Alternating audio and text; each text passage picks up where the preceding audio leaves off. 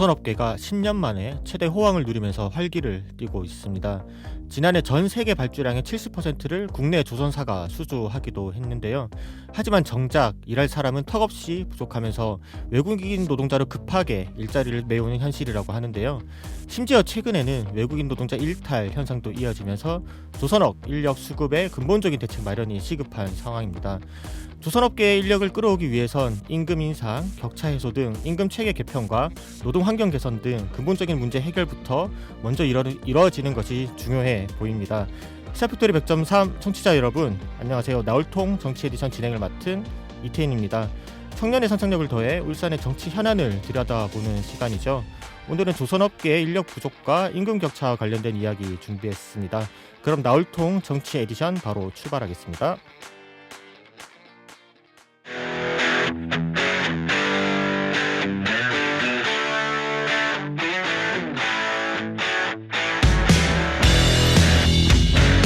울산 지역 현실 정치에 청년의 상상력을 더합니다. 나울통 정치 에디션. 지금 스튜디오에 이승우 사회고용정책개발원 정책연구본부장 모셨습니다. 안녕하세요. 네, 안녕하세요. 이승우입니다. 네, 먼저 청취자분들께 간단한 인사와 근황 소개 부탁드릴게요. 네, 안녕하십니까. 저는 사회고용정책개발원의 이승우라고 합니다. 조선업 이슈가 있을 때마다 나오고 있는 것 같은데요. 저희 사고원은 올해 4.2분기가 지나면서 올해 사업 있는 것도 좀 정리를 하고 내년 사업을 기획을 하는 단계로 또 열심히 또 일을 하고 있습니다. 네, 그럼 바로 본격적인 이야기로 넘어가 보도록 하겠습니다. 최근 조선업계가 10년 만에 최대 호황을 누리면서 활기를 띠고 있는데요. 하지만 늘어난 일감에 비해 정작 일할 사람이 턱없이 부족하면서 외국인 노동자를 급하게 일자리를 메우고 있는 상황이라고 하는데, 이 외국인 근로자가 대안이 된다고 보시는지, 그리고 조선업계 노동자 부족 문제의 원인이 뭐라고 파악하시는지도 궁금하거든요. 일단은 조선업계 노동자 부족의 원인은 근본적인 거는 임금의 문제고요. 네. 그리고 외국인 노동자의 유입은 미봉책 정도이지 대안은 아니라고 생각합니다. 그러니까 지난해 외국인 근로자 입국 쿼터를 5만 1,847명으로 이중 조선업의 2,344명이 배정받아서 입국을 했는데요. 연초에 제한폭을 대폭 늘리면서 연간 5,000명 규모로 25년까지 조선업으로 이제 1만 5,000명 정도가 이제 배정을 받았습니다. 네. 3년 동안 1만 5,000명 외국인 노동자가 투입되는 현실인데요. 4월 기준으로 울산에 2,311명이 외국인 노동자가 입국을 했습니다. 또 외국인 노동자 비자도 완화가 많이 되었는데요. 조선업은 E7 비자와 대표적으로 E9 비자를 받은 외국인 근로자가 유입이 되고 있는데요. 여기서 E9 비자는 비전문 외국 인력, 이제 기술이 없는 인력을 이야기를 합니다. 단기 직업 훈련을 통해서 현장에 투입시켜 이제 훈련을 통해 어느 정도 직무 향상을 하고 난 다음에 그 인력을 운영하는 체계고요. 체류 관리에서도 이제 원청에서 제한을 하고 있습니다. 원청에서 훈련을 받게 하고 원청에서 관리를 하고 또 이제 그 출입국 사무소에서 체계적으로 관리를 하고 있습니다. 대부분 또 근데 그 조선업 쿼터로 입국하는 외국인이 E9 비자로 3, 4주 정도 원청에서 관리를 또 직업 훈련 관리를 하고 있고요. 또 이런 부분은 또 정부에서도 또 대대적으로 훈련 사업에 예산을 투입해서 또 지원을 하고 있습니다. 네. 바로 이제 외국인 대상 국가 인적자원개발 컨소시엄 사업이라는 건데요. 여기에 이제 직무 훈련, 그다음에 한국어 교육, 또 문화 교육을 실시하면서 훈련 지원을 하고 있습니다. 정부에서도. 이 나이는 여기까지 이제 대대적으로 많이 오시는 많이 오는 외국인 근로자이고, 그렇죠. 우리는 이제 E7 비자에 대해서 조금 고민을 해봐야 되는데요. E7 네. 비자는 전문 인력 비자입니다. 전문 인력. 그래서 전문 인력, 준전문 인력, 기능 인력 등으로 나눠지는데 전문 기술 인력을 국내에 유입해 갖고 기술이 있는 외국인을 데려오겠다라는 겁니다. 근데 이 나인 비자는 앞서서 자세하게 설명드렸던 것처럼 체계적으로 관리를 하고 있지만 상대적으로 E7은 직무 기술 자격이 있는 특정 외국인을 자격 요건만 갖추면은 별도의 심사를 통해서 그냥 한국에 입국할 수 있게끔 되어 있다 보니까 네. 여기서 이제 굉장히 문제가 발생을 하고 있거든요. 네. 그 관리 체계도 문제지만 이 부분을 이제 입국을 시킬 때 이들이 자격이 없는지에 대한 심사에 대한 체계도 좀 약간 허점들이나 문제가 발생을 하고 있습니다. 네. 네. 이렇게 현재 외국인 노동자로 당장 이 급한 불은 끄고 있지만 이 말씀해 주셨듯이 이거는 근본적인 해결책이 되지 못하잖아요. 특히 조선업계에선 순연공 자리는 국내 젊은 인재들로 채워야 한다는 입장인데, 사실 조선업에서 젊은 인력의 발길은 끊긴 상황이기도 하고, 근데 왜 젊은 노동자들이 조선업을 기피한다고 생각하는지도 좀 궁금하거든요. 다시 또 말씀드리면 문제는 임금입니다. 그렇죠. 네, 역시나. 문제는 임금입니다.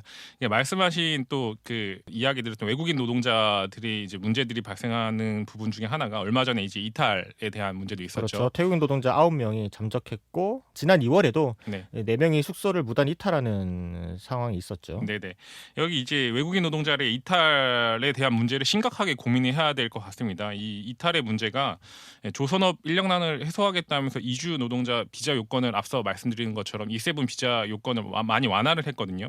그래서 이 산업통상부와 법무부는 조선업 인력난 해소 대책으로 이제 4월 19일 특정 활동 아까 말씀드린 E7 비자 기술인력 유입 비자를 보장권과 용적권 쿼터를 없애면서 굉장히 많이 완화를 하고 대거 이제 이들을 유입을 하는 걸로 완화를 했습니다. 이 완화가 하고 난 다음에 외국 인력들이 이탈하는 문제들이 발생한 부분이 일각에서는 이제 불법 체류자라든지 외국인 그 체계 관리가 조금 허점이 뚫린 거 아니냐 이런 부분도 있습니다. 앞서 또 이런 부분이 E7 비자는 원래 이제 전문 인력을 유입을 하다 보니까 원래는 이제 통상 임금의 80% 정도를 보장을 하고 네. 5년 후에는 또 영주 비자로 전환을 할 수 있는 굉장히 원래 진입 장벽이 높은 비자였습니다. 네. 그러니까 당연히 이제 외국인 근로자들 외부에 있는 외국인 근로자들은 한국에 들어오고 싶은 선호도가 굉장히 높겠죠. 이 비자를 받아서. 그럼에도 이제 무단 이탈이 발생하는 거는 앞서 말씀드린 정부의 약간 이제 완화된 주먹구구식 비자 발급 탓이 아니냐라는 주장도 많이 나오고 있고요. 네. 그다음에 짧은 시간 안에 이주 노동자들을 대거 유입을 하다 보니까 이제 문턱이 높은 E7 비자 검증 절차가 원래 잘 지켜지지 않고 허위나 허위 자격들을 발행하는 뭐 이런 부분들이 많이 우려가 되고 있습니다. 그래서 외국인 노동자들이 이 무료 문제 때문에 들어온 외국인들이 검증이 안 된 외국인들이 들어왔다라는 그 일각의 문제도 많이 이야기를 하고 있고요. 또 비자를 발급해주는 송출업체에 거의 위탁을 하고 있다 보니까 이들이 비싼 수수료 장사를 하고 있다라고 또 확인이 되고 있습니다. 네. 당연히 그 현지에 있는 외국인 근로자들이 한국에 들어왔을 때 현지에서 비싼 수수료를 내고 한국에 들어오면 이주한 노동자들이 임금에 대한 불만이 당연히 있겠죠. 뭐 이러한 불만에 또 관리 허점도 발생할 수 있고 이제 비공식 이야기이긴 하지만 울산에서 이탈한 외국인 노동자들을 어디서 발견했냐라고 했을 때 네. 군산에 있는 현대중공업에 들어가서 일을 했다라는 소식의 이야기를 뭐 들은 것도 있습니다. 이게 뭐 진짜인지 아닌지는 뭐 잘은 저도 이제 팩트를 체크를 하지는 못하겠지만 네. 이런 부분은 결국 기술력들은 임금을 더 많이 주는 조선소로 이동하게 되는 문제란 말이죠. 외국인 그렇죠. 아니라 내국인 똑같이. 그렇죠. 그래서 이러한 이제 E7 비자를 받고 입국한 이주 노동자들, 외국인 노동자, 외국인 근로자들의 무단 이탈을 가볍게 볼 문제는 절대 아니지 않을까. 이러한 문제가 계속 발생하는데 청년들 또 내국인 청년들이 조선업으로 유입될 수 있는 게 얼마나 어렵겠습니까? 그렇죠. 이 정리해 보면 이 조선업의 젊은 인력 유입이 끊긴 건 여전히 낮은 임금 수준이 큰 원인이라 볼 수 있겠고요. 사실 위험한 근무 환경을 보상받을 임금 수준이 되지 못하는 게 가장 큰 현실이기도 한데 당장 조선업 관련해 올라온 구직 정보만 살펴봐도 40% 가까이가 9,000원대 시급부터 제시하고 있는 실정이라고 합니다. 이 조선업이 최대 호황을 누리고 있지만 정작 낮은 임금을 제시하는 이유는 무엇인지도 궁금하거든요. 그래서 이제 외국인 노동자 이야기들을 왜 굉장히 많이 드렸냐면 외국인 노동자들도 임금이 적으면 당연히 자기들이 기술로 검증된 인력이라고 생각하기 때문에 임금이 높은 쪽으로 이동을 하려고 하지 않습니까? 그렇죠. 불법 체류자 신분이 되더라도 그러면은 국내에 있는 내국인 인력 또한 당연히 이제 임금에 대한 부분 문제다라고 본질적인 문제는 임금이다라는 것들을 이야기를 조금 빗대어서 말씀을 드린 거였었고 이러한 부분들이 낮은 임금 수준이 진행자분들 이야기했던 것처럼 굉장히 사실 임금이 문제가 명확한데 이게 뭐 콕 집어 말하기 굉장히 민감한 상황입니다. 이게 뭐냐면 임금 지급 체계에 구조적인 문제가 있다는 건데요.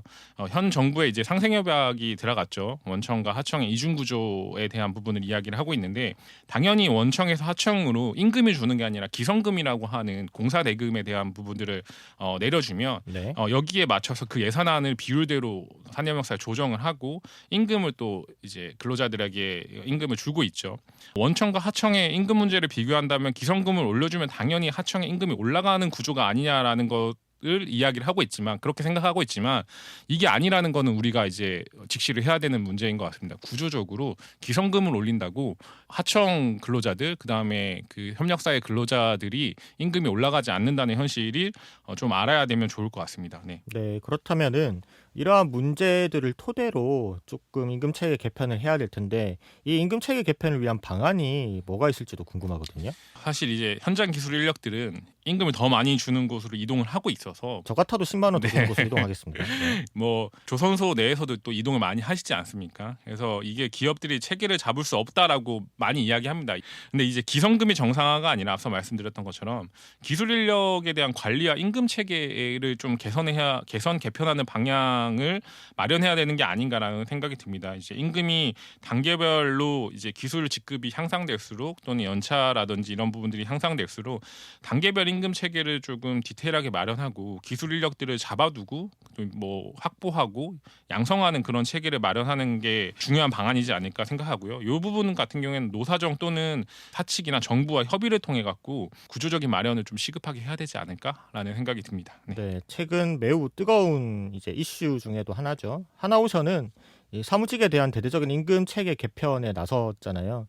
개편안을 살펴보면 이 기존 월차 제도 등을 폐지하고 약정휴일과 휴가, 휴일, 중복수당을 축소하는 대신 이를 기본급으로 전환해 고정임금 수준을 높이는 것이 골자더라고요.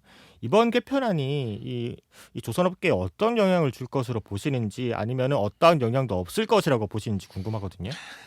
일단 하나오션은 말씀하셨던 것처럼 기본급을 높여주는 그런 이제 그 임금 체계를 조금 조정하는 부분으로 보여 있는데요. 이 대상은 이제 책임급 이상 또 사무관리 임원들 대상으로 이제 일단 적용이 되고 있고요. 평균 연봉이 사실 대우조선이었을 때 하나오션의 전신인 대우조선이었을 때 상대적으로 낮다라는 평들이 있었고요. 그 다음에 당연히 하나에서 대우조선을 인수했으니까 기업을 정상화하고 경영진 변경에 대한 이미지 개선을 위한 당연한 수순이 아닐까라는 생각이 들고요. 굉장히 큰 이슈는 아니라고 저도 생각을 하고 있습니다. 네. 근데 여기서 이제 또 하나 좀 저는 좀 지켜봐야 될 게 하나오션이 신입 경력직 채용을 대대적으로 좀 진행을 하고 있습니다. 이제 채용 인원이 확정되지 않았으나 뭐 지난달에 이제 채용이 진행이 되고 있는 한 200명 정도로 규모로 뽑고 있다라고 이야기를 하는데요. 여기서 중요한 건 우리는 생산직의 인력이 얼마만큼 채용을 더 대거 늘릴 것인가 정규직으로 또는 그 임금 체계를 어떻게 구조로 나갈 것인가 또 산업용사 체계를 어떻게 잡아갈 것인가가 더 중요하게 봐야 될 문제라고 생각을 하고 있고요. 그다음에 또 하나오션이 대우조선을 인수하고 난 다음에 정부와 어떠한 협업 체계를 만들어 갈 건지 어떤 정책이 나올 건지가 사실 굉장히 궁금합니다. 네. 또 일각에서 좀 반대로 또 생각해 보면 당연히 사무직 임금들이 올라가는데 현장직이나 생산직 인력에 대한 임금도 당연히 그 같이 상승분에 올라가죠. 같이 올라갈 수 있는 여건을 마련하고 있는 체계이기도 할 것 같고요.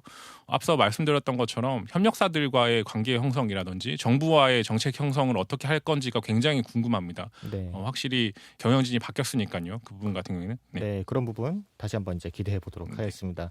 지난해 11월 정부는 조선업 삼생협의체를 구성하고 원화청의 임금 격차를 줄이는 등 이 조선업 개선 방안을 검토한 바 있습니다. 사실 조선업의 경우에는 층층이 원화청 구조로 이루어져 있어서 이 이중 구조 개선에 대한 목소리는 끊임없이 이어져 왔고 우리가 계속해서 여러 번 모시면서도 실제로 이야기를 했던 논의 주제인데요. 실제로 원화청 간 임금 격차가 최대 50%까지 벌어지는 등 이런 임금 격차 문제가 심각한 상황이라고 하는데 원화청의 임금 격차의 원인이 무엇인지 지난 방송에도 말씀해 주셨지만 다시 한번 청취자분들을 위해 설명 부탁드릴게요. 자, 앞서도 또 이야기를 드렸던 것처럼 임금에 대한 거는 구조적인 문제입니다. 기성금과 이제 원화청 간의 구조적인 문제고 진행자님도 이제 층층이 원화청 구조로 이루어져 있다라고 말씀을 하셨잖아요. 네. 그래서 그 층층이도 임금 구조도 같이 나눠져 있다라는 게 현실입니다. 그래서 그 이중 구조가 아니라 이게 다단계 구조이지 않을까라는 또 표현도 하고 있습니다. 그래서 이중 구조는 이제 원청이나 하청 딱 직접적으로 이야기할 때 임금 구조에 대한 이야기를 하고 단편적으로 우리가 그렇게 이야기를 할 수 있지만 실제로는 하청 간에서도 또 도급의 하도급을 또 줄 수 있는 상황도 있기 때문에 하청 간의 임금 격차도 굉장히 크게 존재하면서 또 이런 부분들이 다중 구조, 다단계 구조로 그 형성이 돼 있다라는 표현이 맞을 것 같고요. 임원, 관리직, 기술직 기술관리직, 기술직, 초임기술직 이렇게 나눠서 이 안에 또 임금 비율이라든지 이런 것들을 또 협력사에서 또 나눠서 주지 않습니까? 그렇죠. 당연히 그 안에서도 임금들이 체계가 나눠지는데 거기에 또 하도급을 내려주는 상황이다라고 하면 거기서 또 쪼개지겠죠. 이런 부분들이 가장 큰 구조적인 문제라고 생각하는데 이 부분은 사실 협력사의 권한이고 협력사 영역이라서 원청도 어떻게 할 수 없는 상황입니다. 또 이런 문제들은 기성금의 정상적인 관리를 통해서 에스크로 제도를 만들자, 상생 협약을 통해서 에스크로 제도를 만들자라고 했는데요. 이런 부분을 이제 임금이나 다양한 고용 환경 개선 문제들을 좀 개선하기 위해서 이 에스크로 제도를 조금 확대 운영하는 방향도 좀 검토해 보면 어떨까라는 생각이 듭니다. 에스크로 제도가 어떤 제도죠? 이게 보증 제도라고 하죠. 중간에 이제 돈을 이제 에스크로 인터넷 쇼핑몰 보시면 아시겠지만 결제 대행을 이제 에스크로 스컷에서 하고 있죠. 그래서 이제 원래 피지사, 카드사에서 또는 이제 대행사에서 이 대금을 물고 있다가 이게 대금이 완료가 되면 결제가 되는 건데 이거를 정부에서 이제 관리 체계를 만들어서 원청에서 기성금을 내려줬을 때 쥐고 있다가 이제 에스크로를 통해 갖고 내려주겠다라는 부분이거든요. 네. 통해서 관리도 좀 하고. 근데 이게 기성금에 대한 현실화 때문에 이제 에스크로 제도를 실시를 하는 건데 여기 임금 또 이제 보험이라든지 이런 부분들도 좀 확대해서 조금 제도를 마련하면 어떨까 합니다. 이게 고용 환경 개선에 충분히 적용이 될 수 있을 것 같고요. 만약에 에스크로가 좀 힘들다라고 하면 보증보험의 확대 부분도 있겠죠. 왜냐하면 체납이라든지 4대 보험에 대한 굉장히 뜨거운 이슈들이 있지 않습니까? 그렇죠. 이런 것들을 미리 사전에 우리는 한번 경험을 했으니까 이 보증보험이라든지 또는 이제 기금 제도를 마련해서 원청이랑 협력사 또 정부가 또 어떻게 보면 좀 구조적으로 대안을 좀 마련해 놓는 체계도 좀 필요하지 않을까? 또는 이게 지원 체계도 좀 필요하지 않을까? 뭐 그렇게 생각이 듭니다. 네. 네, 사실 이 문제들에 대한 이해나 해석은 충분히 많이 되고 있는 것 같은데 그럼에도 이 임금 격차를 줄일 수 있는 실효성 있는 방안이 나오지 않는 이유는 무엇이고 이 임금 격차를 줄일 수 있는 방안은 또 무엇이 있는지도 궁금하거든요. 조선업의 층층이 구조로 나눠진 방향에 대한 개선 검토는 울산에 뿐만 문제가 아니고요. 사실 이제 4개 조선업 지역에 있는 모든 지역에 사실 문제라고 생각을 해주셔야 되고 조선 산업은 사실 한 구조로 좀 엮여 있지 않나라는 생각이 듭니다. 그래서 이런 부분들을 고민을 같이 조금 정부나 지자체에 있는 분들이 고민을 좀 하면 좋을 것 같고요. 원청에서 개선을 위한 본격적인 경영 방향 수립이 가장 시급하게 들어가야 되지 않을까라는 생각이 듭니다. 원청이 굉장히 부담스러워하실 수도 있는데요. 이제 원하청 노사 간의 문제가 아니라 이는 이제 기업에서 전략적인 경영을 할 때 생산 능력의 향상이 가장 필요하지 않습니까? 그렇죠. 생산 능력의 향상이라든지 좀 전략적인 경영 체계 마련 또는 요새 한창 이슈되는 ESG 경영이 있죠. 이게 지역에 대한 또는 이제 사회에 대한 얼마나 사회에 얼마나 기업들이 기여하는가에 대한 부분인데 이러한 부분은 필수적으로 사실 이제 이런 구조 개선에 대한 노력들이 들어갈 수 있다라고 보고요. 사회를 형성하는 거니까요.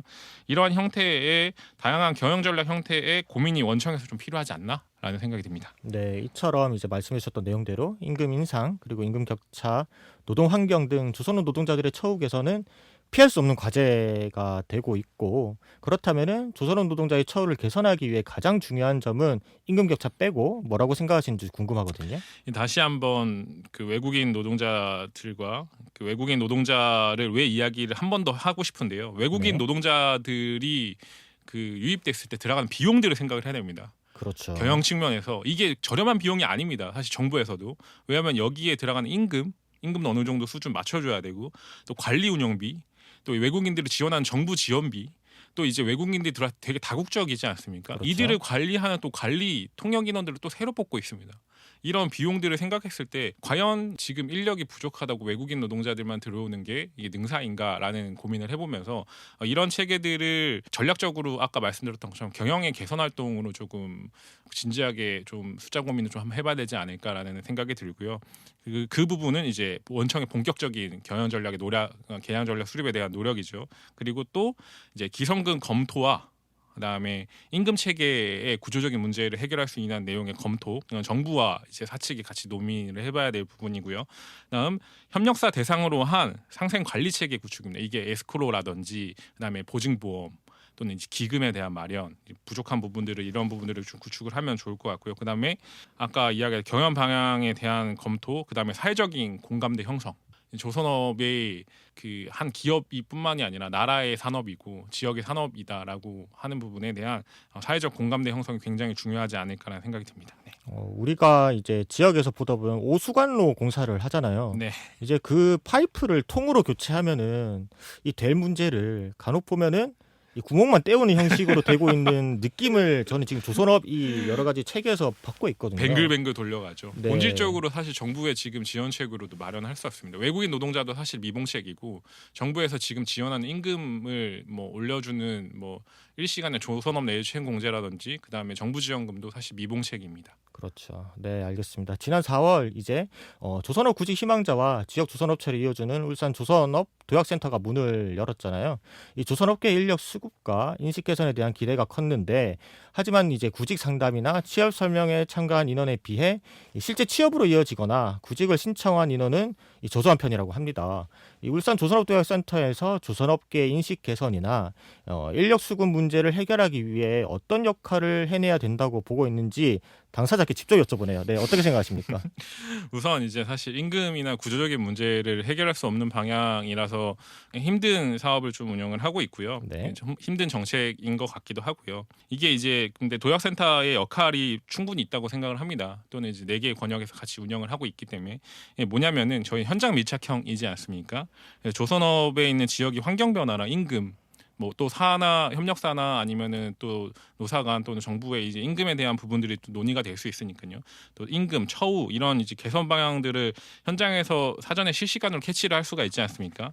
이런 부분들을 이제 저희 이제 중앙 정부와 지방 정부와 협의를 할 수 있는 사실 소통 창구라고 생각을 하고요. 네. 보다 나은 방향의 내국인 기술력들을 늘어날 수 있는 이제 현장 맞춤형 지원 정책 사업 기획들이 가능한 부분이기 때문에 충분히 활용을 해야 된다고 봅니다. 이런 부분들이 또 어려워졌던 우리 조선업의 변화의 시작을 조선업 도약센터가 알리고 있고요. 이런 구조들과 개선을 위한 노력을 위해서 의제를 발굴하고 또 인식 개선 사업 같은 것들을 통해 갖고 대대적으로 조금 같이 홍보를 해야 되는 방향이지 않을까라고 생각이 됩니다. 네, 알겠습니다. 시간 관계상 여기서 마무리해야 될 것 같은데요. 마지막으로 청취자분들께 한마디 부탁드릴게요. 지역의 조선업에 미치는 영향과 그동안 우리가 조선업이 함께한 시간과 노력들을 좀 생각을 하고 지역 기업이라는 이미지와 또 기업은 또 지역이랑 같이 성장했다는 이미지를 좀 함께 고민을 하고 노사 뭐 사사, 노사, 노사정 뭐 이게 아니라 민까지 함께해서 노사 민정이 함께 만들어가는 좀 방향 검토가 좀 필요할 것 같습니다. 이런 부분들을 본질적으로 조선업의 문제 해결을 위해서는 앞서서 말씀드렸던 것처럼 시민들과 이제 사회적인 공감대 형성이 굉장히 크고요. 그런 부분들을 좀 같이 하고 싶은 마음이 있습니다. 네. 네, 알겠습니다. 지금까지 이승우 사회고용정책개발원 본부장이었고요. 오늘 출연해 주셔서 고맙습니다. 네, 감사합니다. 이제 나울통 정치 에디션 마무리할 시간입니다. 청취자 여러분들께서는 울산의 조선업 문제에 대해서 어떻게 들으셨나요? 이 보다 많은 분들이 함께 이 논의의 장에서 많은 이야기를 해 나가면 좋겠다는 생각이 들었고요. 성시경의 희재 띄워드리면서 오늘 방송 마무리하겠습니다. 지금까지 진행의 이태현이었습니다.